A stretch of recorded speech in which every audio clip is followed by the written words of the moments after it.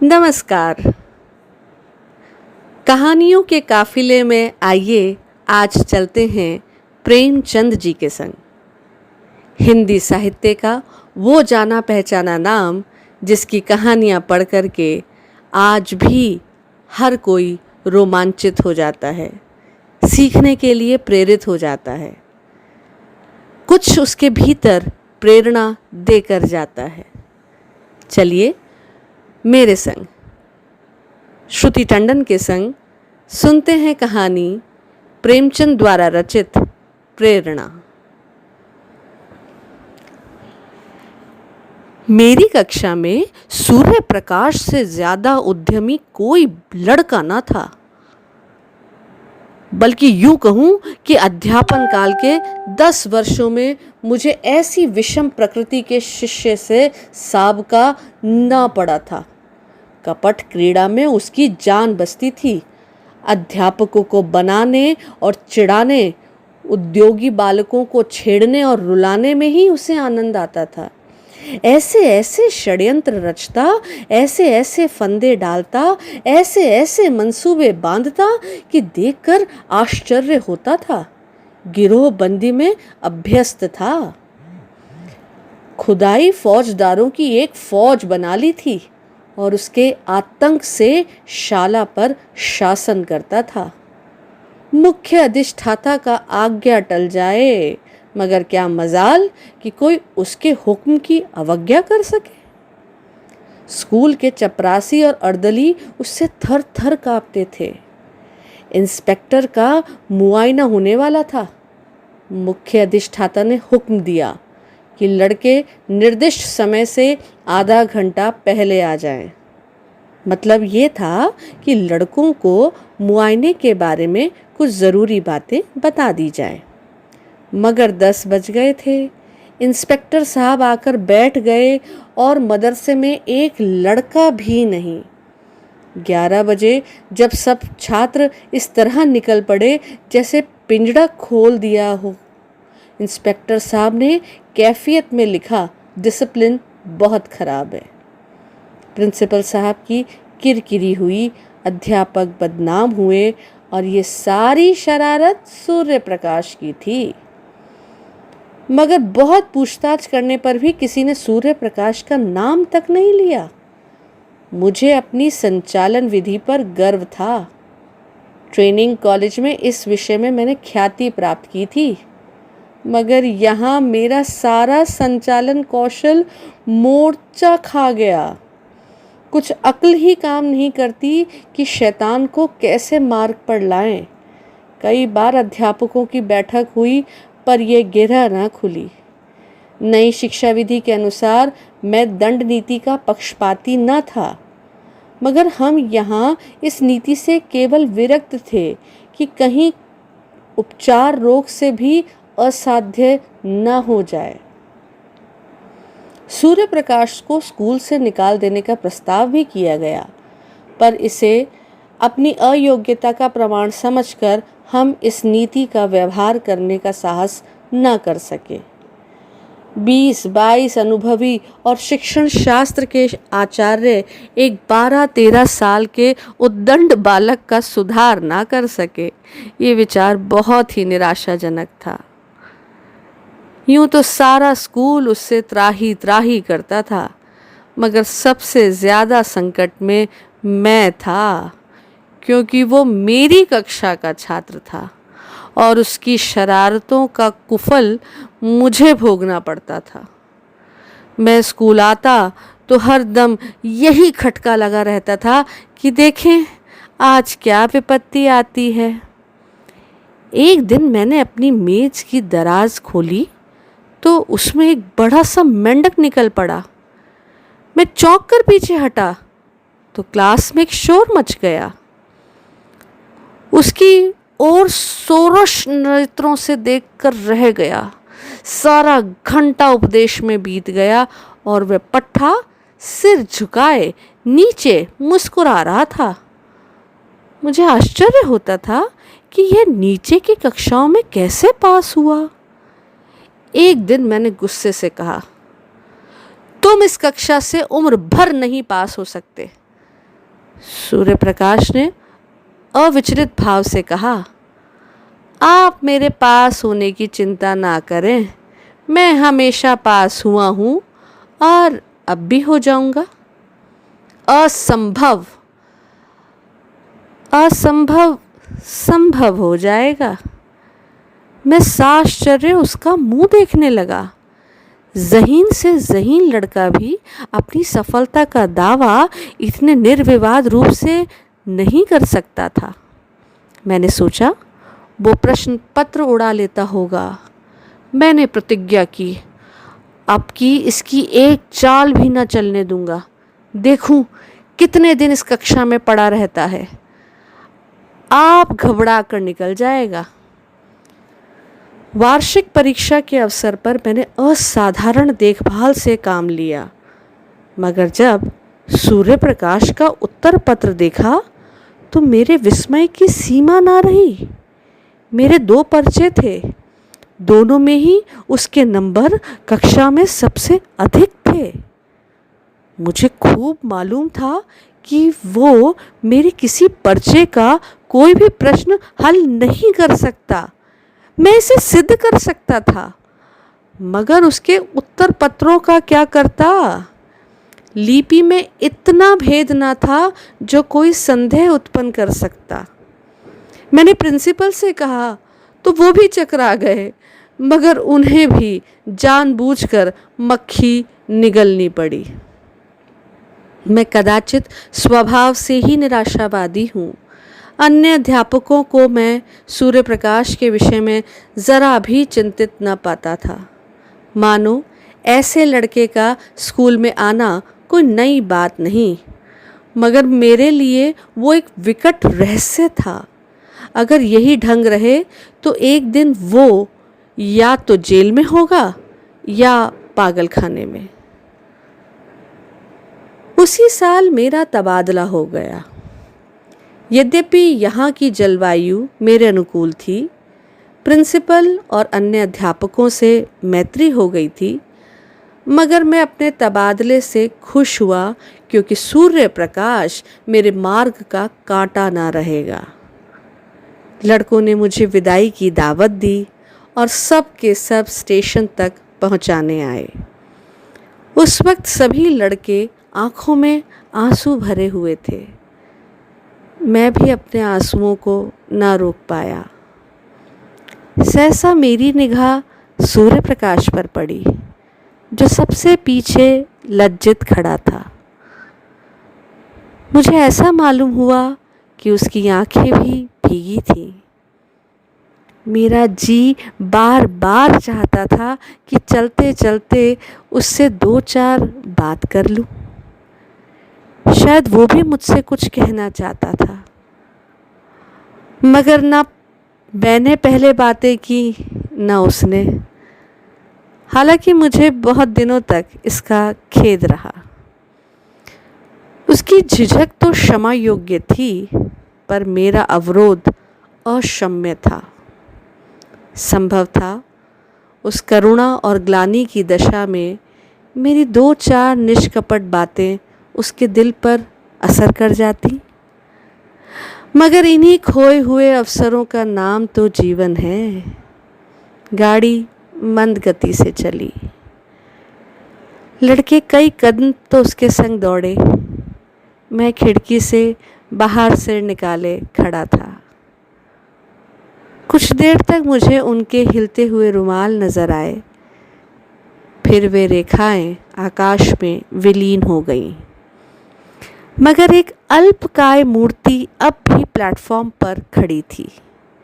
मैंने अनुमान किया वो सूर्य प्रकाश है। उस समय मेरा हृदय किसी विकल कैदी की भांति घृणा, मालिन्य और उदासीनता के बंधनों को तोड़ तोड़ कर उससे गले मिलने के लिए तड़प उठा। नए स्थान की नई चिंताओं ने बहुत जल्दी मुझे अपनी ओर आकर्षित कर लिया। पिछले दिनों की एक याद एक हसरत बनकर रह गई। ना किसी का कोई खत आया, ना मैंने कोई खत लिखा। शायद दुनिया का यही दस्तूर है। वर्षा के बाद वर्षा की हरियाली कितने दिनों तक रहती है। संयोग से मुझे इंग्लैंड में विद्याभ्यास करने का अवसर मिल गया। वहाँ 3 साल लग गए। वहाँ से लौटा तो एक कॉलेज का प्रिंसिपल बना दिया गया। ये सिद्धि मेरे लिए बिल्कुल आशातीत थी। मेरी भावना स्वप्न में भी इतनी दूर नहीं उड़ी थी, किंतु पद लिप्सा अब किसी और भी ऊंची डाली पर आश्रय लेना चाहती थी। शिक्षा मंत्री से रब्त ज़ब्त पैदा किया।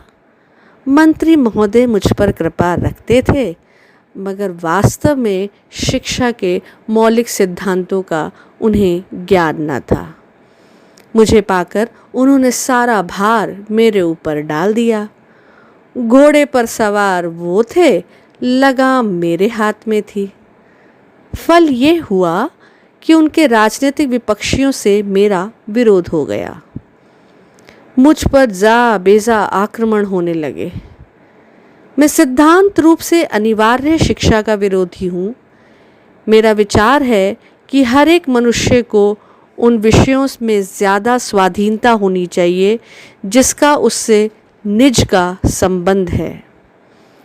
मेरा विचार है कि यूरोप में अनिवार्य शिक्षा की ज़रूरत है, भारत में नहीं। भौतिकता पश्चिमी सभ्यता का मूल तत्व है। वहाँ किसी काम की प्रेरणा आर्थिक लाभ के आधार पर होती है। जिंदगी की ज़रूरतें ज़्यादा हैं, इसलिए जीवन संग्राम भी अधिक भीषण है।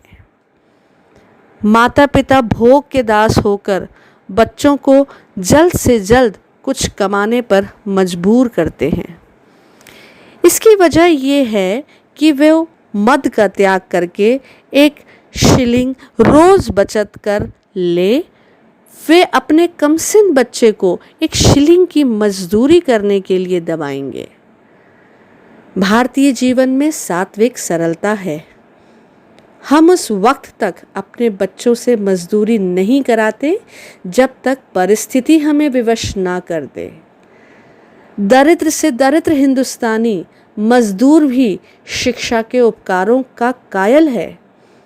उसके मन में ये अभिलाषा होती है कि मेरा बच्चा 4 अक्षर पढ़ जाए, इसलिए नहीं कि उसे कोई अधिकार मिलेगा, बल्कि केवल इसीलिए कि विद्या मानवीय शील का श्रृंगार है। अगर ये जानकर भी वो अपने बच्चे को मदरसे नहीं भेजता तो समझ लेना चाहिए कि वो मजबूर है।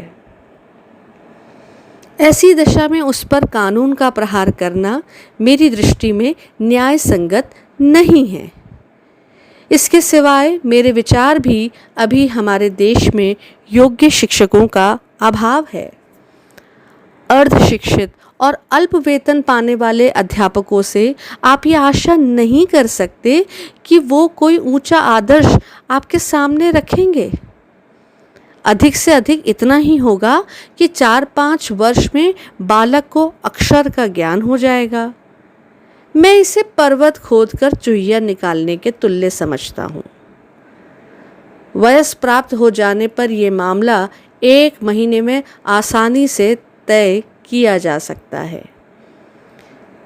मैं अनुभव से कह सकता हूँ कि युवावस्था में हम जितना ज्ञान 1 महीने में प्राप्त कर सकते हैं, उतना बाल्यकाल में 3 साल में भी नहीं कर सकते। फिर ख्वामखा बच्चों को मदरसे में कैद करने से क्या लाभ? मदरसे के बाहर रहकर स्वच्छ वायु तो मिलती, प्राकृतिक अनुभव तो प्राप्त होते। पाठशाला में बंद करके तो आप उसके मानसिक और शारीरिक दोनों विधानों की जड़ काट देते हैं। इसलिए जब प्रांतीय व्यवस्थापिका सभा में अनिवार्य शिक्षा का प्रस्ताव पेश हुआ तो मेरी प्रेरणा से मिनिस्टर साहब से उसका विरोध किया। नतीजा ये हुआ कि प्रस्ताव अस्वीकृत हो गया। फिर क्या था, मिनिस्टर साहब और मेरी वह ले दे हुई कि कुछ ना पूछिए। व्यक्तिगत आक्षेप किए जाने लगे। मैं गरीब का बीवी था, मुझे ही सबकी भाभी बनना पड़ा। देशद्रोही, उन्नति का शत्रु और नौकरशाही का गुलाम कहा गया। मेरे कॉलेज में ज़रा सी भी कोई बात होती तो काउंसिल में मुझ पर वर्षा होने लगती। मैंने चपरासी को पृथक किया। सारी काउंसिल पंजे झाड़कर मेरे पीछे पड़ गई। आखिर मिनिस्टर को मजबूर होकर उस चपरासी को बहाल करना पड़ा। ये अपमान मेरे लिए असह्य था। शायद कोई भी इसे सहन ना कर सकता। मिनिस्टर साहब से मुझे शिकायत नहीं, वो मजबूर थे। हाँ, इस वातावरण में काम करना मेरे लिए दुस्साध्य हो गया। मुझे अपने कॉलेज के आंतरिक संगठन का भी अधिकार नहीं। अमुक क्यों नहीं परीक्षा में भेजा गया, अमुक के बदले अमुक को क्यों नहीं छात्रवृत्ति दी गई, अमुक अध्यापक को अमुक कक्षा में क्यों नहीं दी जाती है। इस तरह के सारहीन आक्षेपों ने मेरी नाक में दम कर दिया। इस नई चोट ने कमर तोड़ दी। मैंने इस्तीफा दे दिया। मुझे मिनिस्टर साहब से इतनी आशा अवश्य थी कि वो कम से कम इस विषय में मेरी बात को समझें और न्यायपरायणता से काम लेंगे, मगर उन्होंने न्याय की जगह नीति को मान्य समझा और मुझे कई साल की भक्ति का ये फल मिला कि मैं पदच्युत कर दिया गया। संसार का ऐसा कटु अनुभव मुझे अब तक नहीं हुआ था। ग्रह भी कुछ बुरे आ गए थे। उन्हीं दिनों पत्नी का देहांत हो गया। अंतिम दर्शन भी न कर सका। संध्या समय नदी तट पर सैर करने गया था। कुछ अस्वस्थ थी वो। लौटा तो उनकी लाश मिली। कदाचित हृदय की गति बंद हो गई थी। इस आघात ने कमर तोड़ दी। माता के प्रसाद और आशीर्वाद से बड़े बड़े महान पुरुष कृतार्थ हो गए थे। मैं जो कुछ हुआ पत्नी के प्रसाद और आशीर्वाद से हुआ। वो मेरे भाग्य की विधात्री थी। कितना अलौकिक त्याग था, कितना विशाल धैर्य। उनके माधुर्य में तीक्ष्णता का नाम भी नहीं था। मुझे याद नहीं आता कि मैंने कभी उनकी भ्रुकुटी संकुचित देखी हो। निराश होना तो वो जानती ही नहीं थी। मैं कई बार सख्त बीमार पड़ा हूँ। वैद्य भी निराश हो गए थे, पर वो अपने धैर्य और शांति से अणु मात्र भी विचलित नहीं हुई। उन्हें विश्वास था कि वो अपने पति के जीवन काल में मरेंगी, और वो हुआ भी। मैं जीवन में अब तक उन्हीं के सहारे खड़ा था। जब वो अवलंब ही ना रहा तो जीवन कहाँ रहता। खाने और सोने का नाम जीवन नहीं है। जीवन नाम है सदैव आगे बढ़ते रहने की लगन का। ये लगन गायब हो गई। मैं संसार से विरक्त हो गया और एकांतवास में जीवन के दिन व्यतीत करने का निश्चय करके एक छोटे से गांव में जा बसा। चारों तरफ ऊंचे ऊंचे टीले थे। एक ओर गंगा बहती थी। मैंने नदी के किनारे एक छोटा सा घर बना लिया और उसी में रहने लगा। मगर काम करना तो मानवीय स्वभाव है। बेकारी में जीवन कैसे कटता। मैंने एक छोटी सी पाठशाला खोल ली। वह वृक्ष की छांव में गांव के लड़कों को जमा कर कुछ पढ़ाया करता था। उसकी यहाँ इतनी ख्याति हुई कि आसपास के गांवों के छात्र भी आने लगे। एक दिन मैं अपनी कक्षा को पढ़ा रहा था कि पाठशाला के पास एक मोटर आकर रुकी और उसमें से जिले के डिप्टी कमिश्नर उतर पड़े। मैं उस समय केवल एक कुर्ता और धोती पहने हुए था। इस वेश में एक हाकिम से मिलते हुए शर्म आ रही थी। डिप्टी कमिश्नर मेरे समीप आए तो मैंने झेपते हुए हाथ बढ़ाया, मगर वह मुझसे हाथ मिलाने के बदले मेरे पैरों की ओर झुके और उन पर सिर रख दिया। मैं कुछ ऐसा सिटपिटा गया कि मेरे मुंह से एक शब्द भी ना निकला। मैं अंग्रेजी अच्छी लिखता हूँ, दर्शन शास्त्र का आचार्य हूँ, व्याख्यान भी अच्छे दे लेता हूँ, मगर इन गुणों में एक भी श्रद्धा के योग्य नहीं। श्रद्धा तो ज्ञानियों और साधुओं ही के अधिकार की वस्तु है। अगर मैं ब्राह्मण होता तो एक बात थी, हालांकि एक सिविलियन का किसी ब्राह्मण के पैरों पर सिर रखना भी अति चिंतनीय है। मैं अभी इस विस्मय में पड़ा हुआ था कि डिप्टी कमिश्नर ने सिर उठाया और मेरी तरफ देखकर कहा, आपने शायद मुझे पहचाना नहीं। इतना सुनते ही मेरे स्मृति नेत्र खुल गए और बोला, आपका नाम सूर्य प्रकाश तो नहीं है? जी हाँ, मैं आपका वही अभागा शिष्य हूँ। 12-13 वर्ष हो गए। सूर्य प्रकाश ने मुस्कुरा कर कहा, अध्यापक लड़कों को भूल जाते हैं, पर लड़के हमेशा उन्हें याद करते हैं। मैंने उसी विनोद के भाव से कहा, तुम जैसे लड़कों को भूलना असंभव है। सूर्य प्रकाश ने विनीत स्वर से कहा, उन्हीं अपराधों को क्षमा कराने के लिए सेवा में आया हूँ। मैं सदैव आपकी खबर लेता रहता था। जब आप इंग्लैंड गए तो मैंने आपके लिए कई बार बधाई पत्र लिखा, पर उसे भेज ना सका। जब आप प्रिंसिपल हुए मैं इंग्लैंड जाने को तैयार था। वहाँ मैं पत्रिकाओं में आपके लेख पढ़ता रहता था। जब लौटा तो मालूम हुआ कि आपने इस्तीफ़ा दे दिया है और कहीं देहात में चले गए। इस जिले में आए मुझे 1 वर्ष से अधिक हुआ, पर इसका ज़रा भी अनुमान न था कि आप यहाँ एकांतवास कर रहे हैं। इस उजाड़ गांव में आपका जी कैसे लगता है? इतनी ही अवस्था में आपने वानप्रस्थ ले लिया। मैं नहीं कह सकता कि सूर्य प्रकाश की उन्नति देखकर मुझे कितना आश्चर्यचकित आनंद हुआ।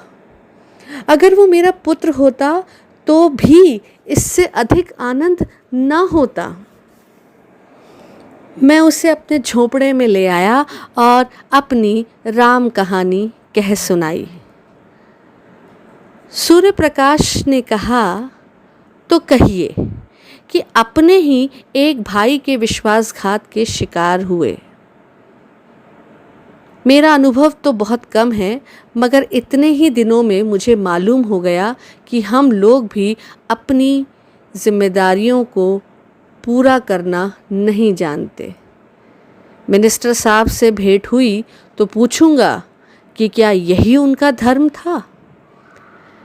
मैंने जवाब दिया, भाई उनका दोष नहीं।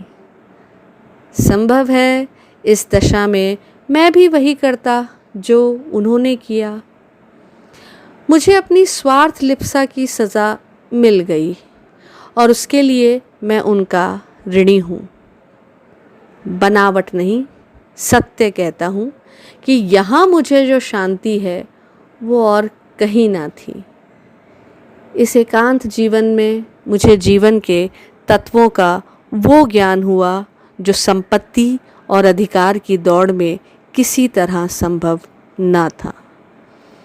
इतिहास और भूगोल के पोथे चाटकर, यूरोप के विद्यालयों की शरण जाकर भी मैं अपनी ममता को न मिटा सका, बल्कि ये रोग दिन दिन और असाध्य होता जाता था। आप सीढ़ियों पर पांव रखे बगैर छत की ऊंचाई तक नहीं पहुंच सकते। संपत्ति की अट्टालिका तक पहुंचने में दूसरी जिंदगी ही जीनों का काम करती है। आप उन्हें कुचलकर ही लक्ष्य तक पहुंच सकते हैं। वहां सौजन्य और सहानुभूति का स्थान ही नहीं। मुझे ऐसा मालूम होता है कि उस वक्त मैं हिंसक जंतुओं से घिरा हुआ था और मेरी सारी शक्तियां अपनी आत्मरक्षा में लगी रहती थी। यहाँ मैं अपने चारों ओर संतोष और सरलता देखता हूँ। मेरे पास जो लोग आते हैं कोई स्वार्थ लेकर नहीं आते और ना मेरी सेवाओं में प्रशंसा या गौरव की लालसा है। ये कहकर मैंने सूर्य प्रकाश के चेहरे की ओर गौर से देखा। कपट मुस्कान की जगह ग्लानि का रंग था। शायद ये दिखाने आया था कि आप जिसकी तरफ से इतने निराश हो गए थे वो अब इस पद को सुशोभित कर रहा है। वो मुझसे अपने सुद्योग का बखान चाहता था। मुझे अब अपनी भूल मालूम हुई। एक संपन्न आदमी के सामने समृद्धि की निंदा उचित नहीं। मैंने तुरंत बात पलटकर कहा, मगर तुम अपना हाल तो कहो, तुम्हारी ये काया पलट कैसे हुई? तुम्हारी शरारतों को याद करता हूँ तो अब भी रोए खड़े हो जाते हैं। किसी देवता के वरदान के सिवा और कहीं ये विभूति ना प्राप्त हो सकती थी। सूर्य प्रकाश ने मुस्कुराकर कहा, आपका आशीर्वाद था। मेरे बहुत आग्रह करने पर सूर्य प्रकाश ने अपना वृतांत सुनाया शुरू किया। आपके चले जाने के कई दिन बाद मेरा ममेरा भाई स्कूल में दाखिल हुआ। उसकी उम्र 8-9 साल से ज़्यादा ना थी। प्रिंसिपल साहब उसे हॉस्टल में ना लेते और ना मामा साहब उसके ठहरने का प्रबंध कर सकते थे। उन्हें इस संकट काल में देखकर मैंने प्रिंसिपल साहब से कहा, उसे मेरे कमरे में ठहरा दीजिए। प्रिंसिपल साहब ने इसे नियम विरुद्ध बतलाया। इस पर मैंने बिगड़कर उसी दिन हॉस्टल छोड़ दिया और एक किराए का मकान लेकर मोहन के साथ रहने लगा। उसकी माँ कई साल पहले मर चुकी थी। इतना दुबला पतला कमज़ोर और गरीब लड़का था कि पहले ही दिन से मुझे उस पर दया आने लगी। कभी उसके सिर में दर्द होता, कभी ज्वर हो जाता। आए दिन कोई ना कोई बीमारी खड़ी रहती थी। इधर सांझ हुई और उसे झपकियाँ आने लगी। बड़ी मुश्किल से भोजन करने उठता। दिन चढ़ते तक सोया करता और जब तक मैं गोद में बिठाकर उसका नाम ना लेता, उठने का नाम ना लेता। वो रात को बहुधा चौंक कर मेरी चारपाई पर आ जाता और मेरे गले लिपट कर सोता। मुझे उस पर कभी क्रोध नहीं आता। कह नहीं सकता क्यों मुझे उससे प्रेम हो गया। मैं जहाँ पहले 9 बजे सोकर उठता था, अब तड़के उठ बैठता और उसके लिए दूध गर्म करता। फिर उसे उठाकर आँख मुँह धुलाता और नाश्ता कराता। उसके स्वास्थ्य के विचार से नित्य वायु सेवन को ले जाता। मैं जो कभी किताब लेकर ना बैठता था, इसे घंटों पढ़ाया करता। मुझे अपने दायित्व का इतना ज्ञान कैसे हो गया, इसका मुझे आश्चर्य है। उसे कोई शिकायत हो जाती तो मेरे प्राण नखों में समा जाते। डॉक्टर के पास दौड़ता, दवाएं लाता और मोहन को खुशामद करके दवा पिलाता।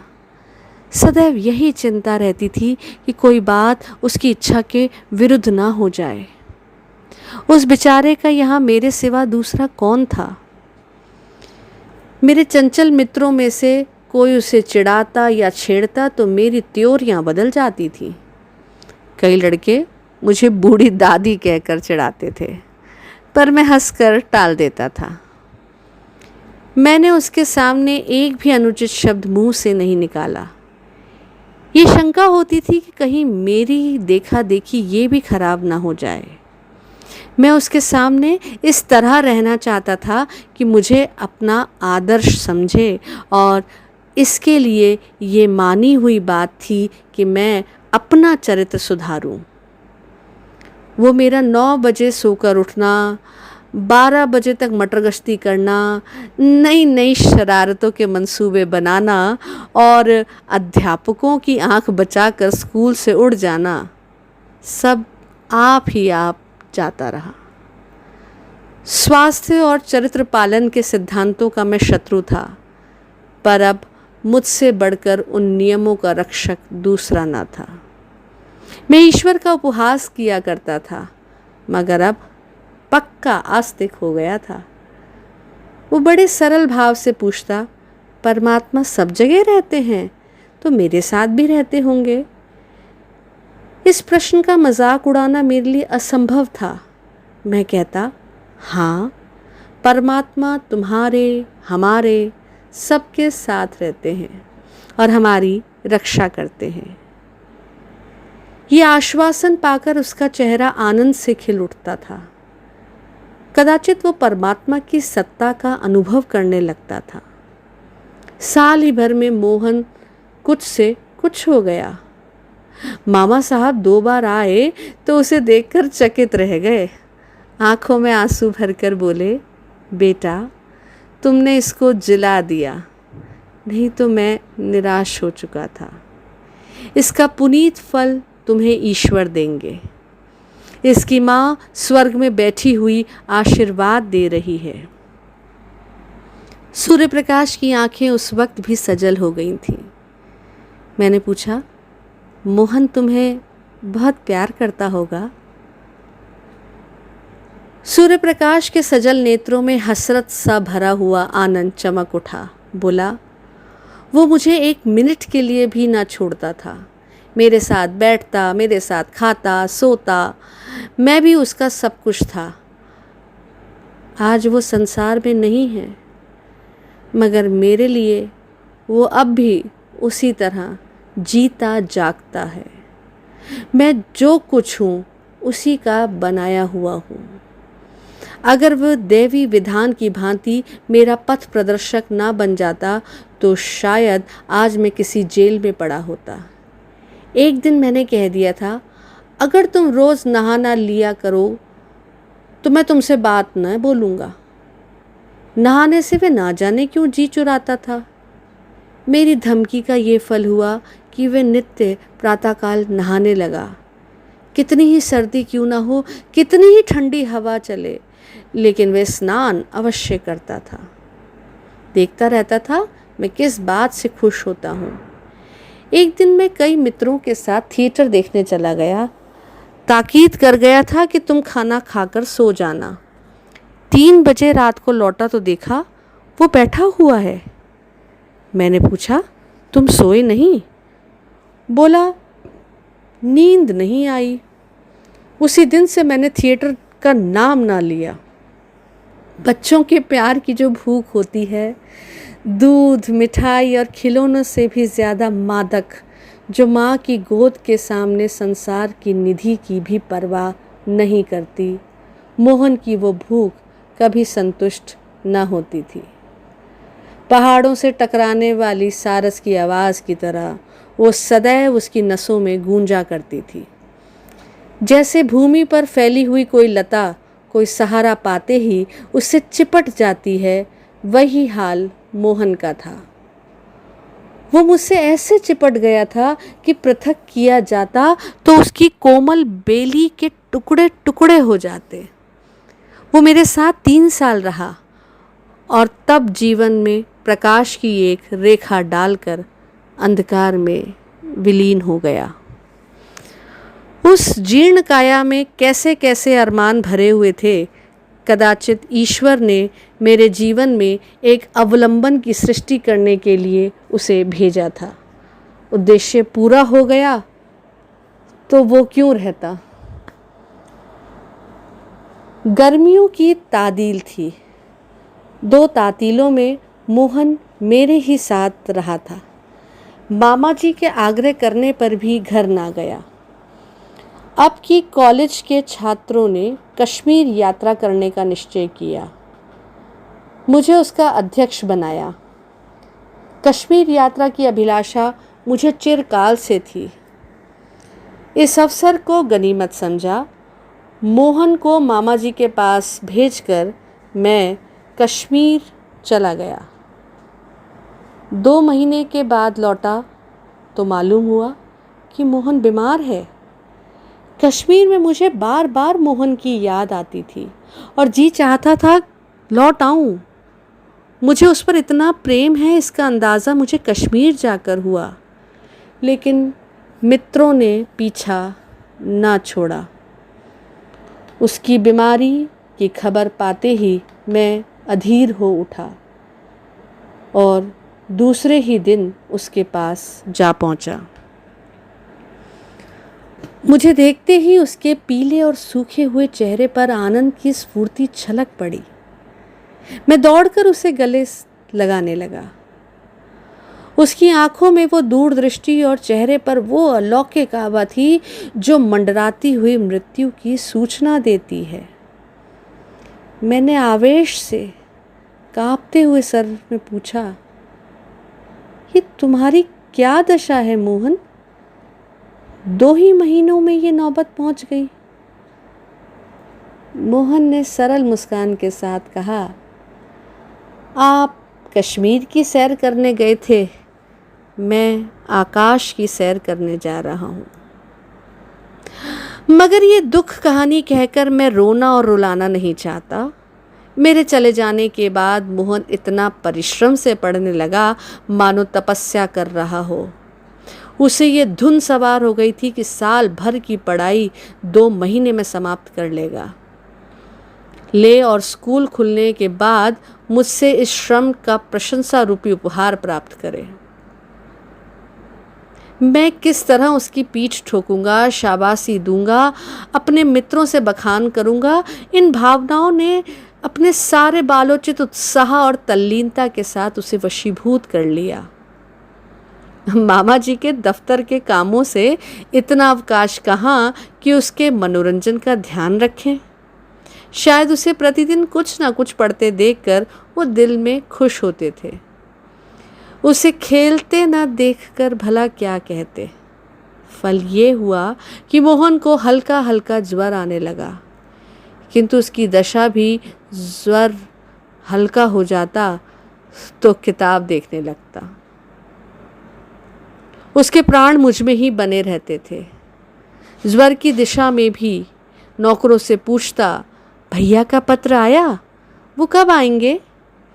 इसके सिवा और कोई दूसरी अभिलाषा ना थी।